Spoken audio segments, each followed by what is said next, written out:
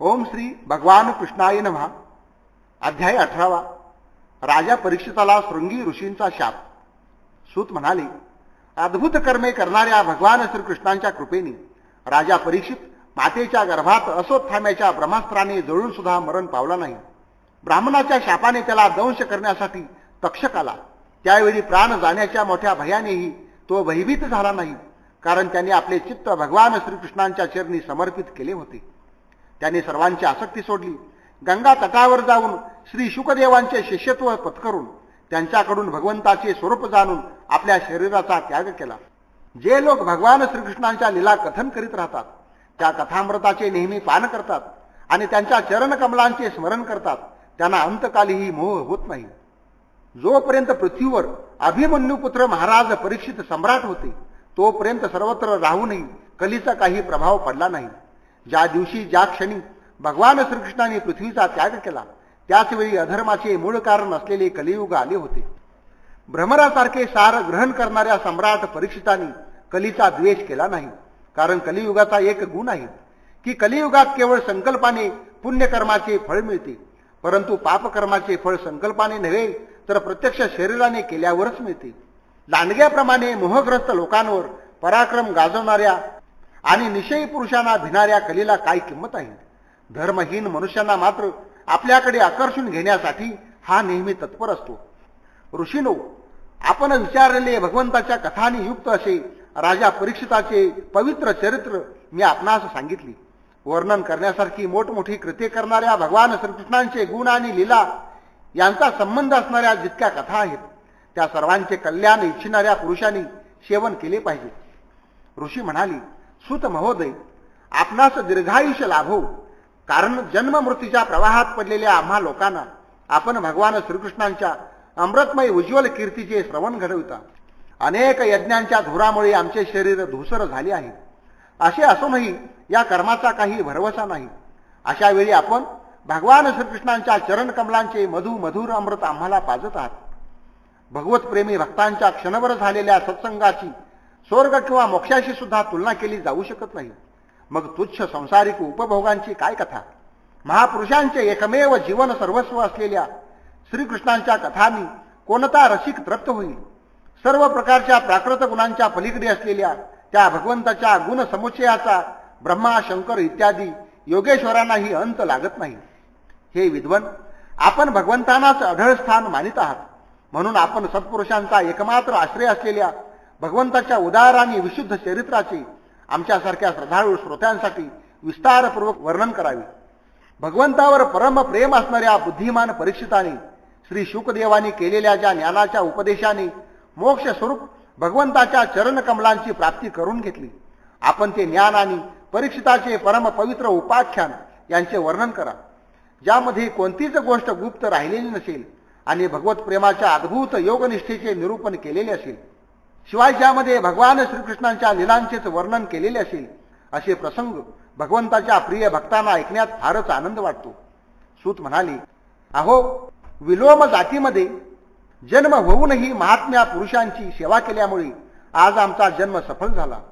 कारण केवळ महापुरुषाशी संवाद केल्यानेही कनिष्ठ कुळात जन्म घेतल्याची मनोव्यथा तात्काळ नाहीशी होती.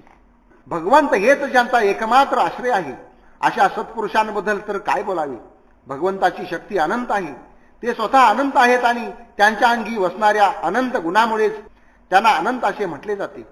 भगवंताच्या गुणांशी बरोबरी जर कोणी करू शकत नसेल, तर त्यांच्यापेक्षा अधिक गुणवान अन्य दुसरा कोण असू शकेल. त्यांच्या गुणांची विशेषता समजण्यासाठी एवढे सांगणेच पुरेसे आहे. जिच्या प्राप्तीसाठी प्रार्थना करणाऱ्या ब्रह्मादी देवांना सोडून भगवंतांनी इच्छा न करताही लक्ष्मी भगवंताच्या चरणकमल रजाचे सेवन करीत आहे.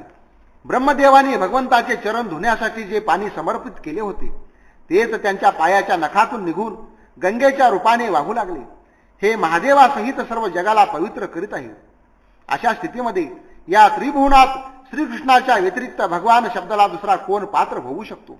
ज्यांच्या प्रेमाची प्राप्ती करून घेऊन धैर्यवान पुरुष निसंकोचपणे शरीर, घर इत्यादीची आसक्ती सोडून देतो आणि अंतीच्या अवस्थेत कुणालाही कष्ट न देणे आणि सर्व दृष्टीने शांतीचा अनुभव घेणे हाच धर्म असणाऱ्या परमहंस आश्रमाचा म्हणजेच संन्यासाचा स्वीकार करतो.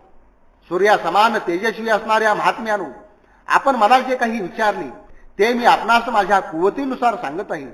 जसे पक्षी आपापल्या शक्तीनुसार आकाशात उडतात, तसेच विद्वान लोक सुद्धा आपापल्या बुद्धीनुसार श्रीकृष्णाच्या लीलांचे वर्णन करतात. एके दिवशी राजा परीक्षित धनुष्य घेऊन शिकारीसाठी वनात गेला होता. पशूंच्या मागे धावता धावता तो थकून गेला आणि त्याला अतिशय तहान आणि भूक लागली. जवळपास कुठे जलाशय दिसत नाही, तेव्हा तो जवळच्याच एका ऋषीच्या आश्रमात गेला. तिथे त्याने पाहिले की एक ऋषी डोळे बंद करून एका आसनावर शांत चित्ताने बसले आहेत. इंद्रिय, प्राण, मन आणि बुद्धी यांचा निरोध केल्याने ते बाह्य जगापासून निवृत्त झाले होते. जागृती, स्वप्न, सुषुप्ती या तिन्ही अवस्थांच्या पलीकडील अशा निर्विकार ब्रह्मरूप तुरीय अवस्थेत स्थिर झाले होते. विस्कटलेल्या जटांनी आणि कृष्णामृगाजिनाने त्यांचे शरीर जवळजवळ झाकले गेले होते. तहानेने घसा कोरडा पडला असल्याने राजा परीक्षिताने त्या अवस्थेतही त्यांच्याकडे पाणी मागितले. जिथे राजाला बसण्यासाठी दर्भासन मिळाले नाही, भूमीवर बसा असेही कोणी म्हणाले नाही, तर अर्घ्य आणि आदरयुक्त मधुर वाणी कुठून मिळणार? तेव्हा आपला अपमान झाला असे वाटून राजाला राग आला. शौनका, राजा भूक आणि तहानेने व्याकुळ झाला होता, म्हणून लगेच त्याच्या मनात त्या ब्राह्मणाविषयी ईर्ष्या आणि क्रोध उत्पन्न झाला. असा प्रसंग त्याच्या जीवनात पहिल्यांदाच आला होता. तेथून परत जातेवेळी क्रोध विवश होऊन त्याने धनुष्याच्या टोकाने एक मेलेला साप उचलून ऋषींच्या गळ्यात अडकून तो राजधानीकडे निघून गेला. परीक्षिताच्या मनात असे आले की यांनी डोळे मिटले आहेत, त्या अर्थी खरोखरच इंद्रिय आवरून घेतली आहेत काय? का राजाशी आपल्याला काय कर्तव्य आहे असे मानून खोटे खोटेच समाधीचे सोंग घेतले आहे. त्या शमिक मुनींचा पुत्र मोठा तेजस्वी होता. तो इतर ऋषी कुमारांसह बाजूलाच खेळत होता. त्याने जेव्हा ऐकले की राजाने आपल्या पित्याशी असभ्य वर्तन केले आहे, तेव्हा तो म्हणाला, उष्टे अन्न खाणाऱ्या कावळ्याप्रमाणे पुष्ट झालेल्या लोकपालांचा केवढा हा अन्याय! दरवाज्यावर पहारा देणाऱ्या कुत्र्याप्रमाणे दास असून सुद्धा ते आपल्या धन्याचा तिरस्कार करतात. अधर्माने वागणाऱ्यांना शासन करणारे भगवान श्रीकृष्ण परमधामाला गेल्यामुळे मर्यादेचे उल्लंघन करणाऱ्यांना आज मी शासन करतो, माझे तपोबल पाहाच. आपल्या सवंगड्यांना अशा प्रकारे सांगून क्रोधाने लालभडक डोळे झालेले त्या ऋषिकुमाराने कौशिकी नदीच्या पाण्याने आचमन करून आपल्या वाणीरूपी वज्राचा प्रयोग केला. कुलाला कलंक झालेल्या या परीक्षिताने माझ्या पित्याचा अपमान करून आपल्या मर्यादेचे उल्लंघन केले आहे. सबब माझ्या शापाने याला आजपासून 7व्या दिवशी तक्षक सर्प दंश करेल. यानंतर तो बालक आपल्या आश्रमात आला आणि आपल्या पित्याच्या गळ्यातील साप पाहून त्याला अतिशय दुःख झाले व तो धाय मोकलून रडू लागला. विप्रवर शौनका, शमीक मुनीने आपल्या पुत्राचे रडणे ऐकून हळूहळू आपले डोळे उघडले आणि पाहिले तर आपल्या गळ्यात एक मेलेला साप आहे. सापाला फेकून देऊन त्यांनी आपल्या मुलाला विचारले, पुत्रा, तू का रडत आहेस? कोणी तुझा अपमान केला काय? असे विचारल्यावर मुलाने सर्व हकीकत सांगितली. राजाला दिलेल्या शापाची कहाणी ऐकून ब्रह्मर्षी शमिकांनी मुलाचे कौतुक केले नाही, कारण त्यांच्या दृष्टीने परीक्षिताला शाप देणे योग्य नव्हते. ते म्हणाले, अरे मूर्खा, तू मोठे पाप केलेस. त्यांच्या लहानशा चुकीसाठी तू त्यांना एवढे मोठे शासन केलेस, याचा मला खेद होत आहे. तुझी बुद्धी अजून अपरिपक्व आहे. भगवत स्वरूप राजाला तू सामान्य माणूस समजणे योग्य नव्हे, कारण राजाच्या असह्य तेजामुळेच प्रजा सुरक्षित आणि निर्भय होऊन आपले कल्याण करून घेते. ज्यावेळी राजाचे रूप धारण करणारे भगवंत पृथ्वीवर दिसणार नाहीत, त्यावेळी चोरांची संख्या वाढेल आणि असुरक्षित बोकडांच्या कळपाप्रमाणे एका क्षणात लोकांचा नाश होईल. राजाच नाहीसा झाल्यावर धनाधिकांची चोरी करणारे चोर जे पाप करतील त्याच्याशी आपला काही संबंध नसूनही ते आपल्यालाच लागू होईल. कारण राजा नसेल तर चोर डाकूंची संख्या वाढते. ते आपापसात मारपीट, शिव्याशाप देणे इत्यादी करतात. इतकेच नव्हे तर पशु, स्त्रिया आणि धनसंपत्ती यांची लूट करतात. त्यावेळी लोकांचा वैदिक वर्णाश्रमाचारयुक्त आर्यधर्म लुप्त होतो. संपत्तीचा लोभ आणि कामवासनाच्या आहारी जाऊन लोक कुत्री आणि माकडाप्रमाणे वर्ण संकर करतात. सम्राट परीक्षित तर मोठे यशस्वी आणि धर्म धुरंधर आहेत. त्यांनी पुष्कळशे अश्वमेध यज्ञ केले आहेत आणि ते भगवंताचे प्रिय भक्त आहेत. तेच राजाशी तहानभुकीने व्याकुळ होऊन आपल्या आश्रमात आले होते. त्यांना आपण शाप देणे कधीही योग्य नाही. या अज्ञान बालकाने आपल्या निष्पाप सेवक असलेल्या राजाचा अपराध केला आहे. सर्वांतरात्मा भगवान याला क्षमा करोत. भगवंताच्या भक्तामध्येही बदला घेण्याची शक्ती असते, परंतु ते दुसऱ्यांनी केलेला अपमान, फसवणूक, शिव्या शाप देणे, अधिक्षेप करणे किंवा मारहाण करणे यासारख्या गोष्टींचा कधी बदला घेत नाहीत. महामुनी शमिकांना पुत्राने केलेला अपराधाचा मोठा पश्चाताप झाला.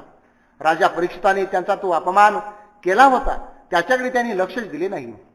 महात्म्यांचा स्वभावच असा असतो की जगातील दुसरे लोक जेव्हा त्यांना सुख दुःखरूपी द्वंद्वात पाडतात तेव्हा ते सहसा आनंदित किंवा व्यथित होत नाहीत, कारण आत्म्याचे स्वरूप तर गुणांच्या पलीकडचे आहे हे त्यांना माहीत असते. या ठिकाणी 18वा अध्याय समाप्त झाला. भगवान श्री कृष्णार्पण वस्तू.